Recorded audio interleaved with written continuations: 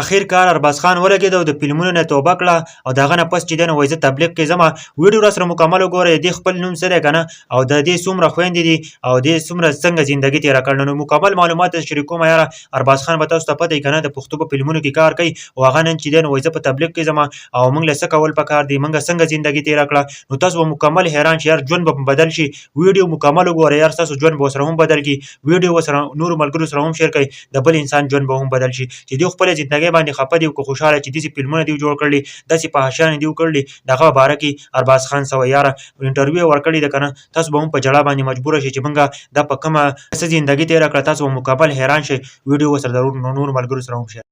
تماشا نوم عارف خان دی عارف خان دی او زه د وو خويندو یو ورور یم نو تاسو دا تصور کولای شئ چې زه به څومره په نیازبینتوب کې راغلی شوی یم دې نه پس یو ښه انسان د الله په لار کې وتل غواړم او خدمت کول غواړم د انسانیت او د کوم مقصد لپاره چې الله تعالی مونږ پیدا کړیو کاش مونږ د هغې 1% مدا کوم اخر د دې دنیا نه تګ دی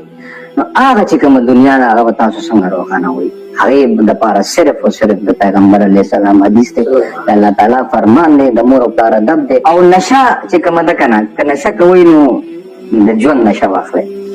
د مور پلار سره د محبت نشه واخلئ خپل اولاد سره د محبت نشه واخلئ خپل کار سره د محبت د نشې محبت نشه واخلئ نو دا چې کومه نشه ده که نه دا ډېره ښه ده او دویمه خبره زمونږ چې کوم میندې دي خویندې دي